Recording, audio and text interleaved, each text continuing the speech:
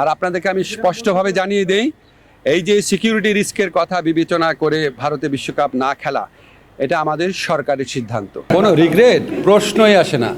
বাংলাদেশের ক্রিকেট আমাদের কি সিদ্ধান্ত নিয়েছে বাংলাদেশের ক্রিকেট খেলোয়াড়রা, ক্রিকেট বোর্ড। উনি একেবারে এমন মিথ্যা কথা বলছে, আমার বিশেষ করে আমি তো নিজেও টিচার মানুষ, টিচাররা তো একটু মিথ্যা কথা একটু কম বলে। মানে উনি খাড়ার উপরে এরকম মিথ্যা কথা বলবে, এটা আসলে আমি ভাবতে পারতেছি না। আমার আমার আমি কিভাবে ছেলেদের সামনে আসলে মুখ দেখাবো? ছেলেরা এইভাবে ইউটার্ন নিবে।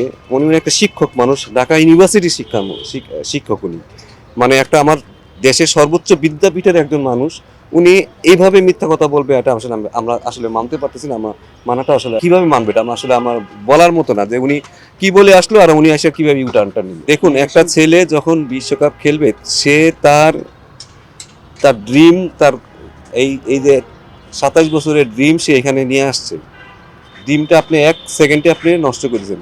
ঠিক আছে, দেশের সিদ্ধান্ত যদি দেশের কারণে হয়ে থাকে, সেটা সেটা তারা স্যাক্রিফাইস করবে। বাট যদি বলেন ক্ষতির কথা বলেন, শুধু পার্সোনাল ক্ষতির কথা আমি বলবো না। পার্সোনাল ক্ষতি, একটা ছেলে মানুষের ড্রিম, আমি স্বপ্নটা শেষ করে দিচ্ছি। আমি তো জানি আমার 2টা প্লেয়ার কোমাতে চলে গেছিল, 5 দিন ধরে কোথায় বলে হারাই গেছিল। তারে যে আমরা ওই যে টুর্নামেন্টে মাঠে ফিরে আনতে পারছি, ওইটাই বেশি। আমার মনে হয় এটাই সবচেয়ে বড় সাকসেস কোচিং এ আমার জীবনে। দেশে মাঠে আসছে, এসে আবার রান করছে। একটা মানুষ তো অনেক বছর ধরে স্বপ্ন দেখে একটা ওয়ার্ল্ড কাপ খেলবে। ঠিক আছে, শুধু এখানে তো টাকা পয়সা তো একটা ফ্যাক্টর, ওইটা একটা ছোট ফ্যাক্টর।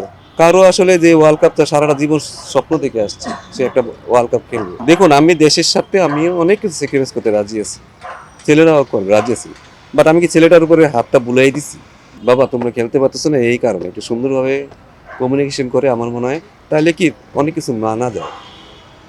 কারণ দিন শেষে তো শুধু আর্থিক বলেন, স্টারাজ বলেন, অনেক কিছু এখানে ম্যাটার করে। ঠিক আছে, আমাদের ওদের পাশে থাকাটা খুব বেশি জরুরি ছিল। আমার যে টুর্নামেন্ট হয়েছে, আমি একটা দিনও টেকটিক্যাল কোনো কথাই বলি না ওদের সাথে, কারণ আমার পক্ষে আসলে তাদেরকে বোঝানোটা সম্ভব না। কারণ তারা মাঠে ফিরানোটা হচ্ছে আমার সবচেয়ে বেশি আসল কাজ। না, আমি শুধু আপনাকে জাস্ট চিন্তা করে দেখি যে ওয়ার্ল্ড কাপ খেলবো আমরা, আমরা তো 1 বছর আগের থেকেই আমরা স্বপ্ন দেখতেছি। আমি নয় কোচিং স্টাফ, আমি আর কোনো ফ্যাক্টর নেই, ঠিক আছে। বাট যেই প্লেয়ারটা, যে ক্যাপ্টেনটা, যে প্লেয়ারটা এতদিন ধরে 1 বছর ধরে, সে কিন্তু ওয়ার্ল্ড কাপের জন্য প্রিপারেশন নিচ্ছে যে আজকে ওই ওই স্টেজে আমি খেলবো। তার জন্য এটা আসলে কতটা পেইনফুল, সেটা সেটা সে ভালো জানে। আমরা যতই তাকে সান্ত্বনা দিই, যতই মোটিভেশন দিই, যতই বকাঝকা করি, অ্যাকচুয়ালি দিন শেষে তার তার জন্য তো এটা অনেক বড় ক্ষতি হয়ে গেছে। বাট এটাও আমার মনে হয় যে এটাও আসলে ওভারকাম করতে হবে। এটাও ওভারকাম করে তাদের শিখতে হবে। মাঝে মাঝে আপনাকে চরম সত্যের দিকে আসলে বাধ্য আপনি মাইনা নিতে হবে, তো মাইনা নেওয়া উচিত।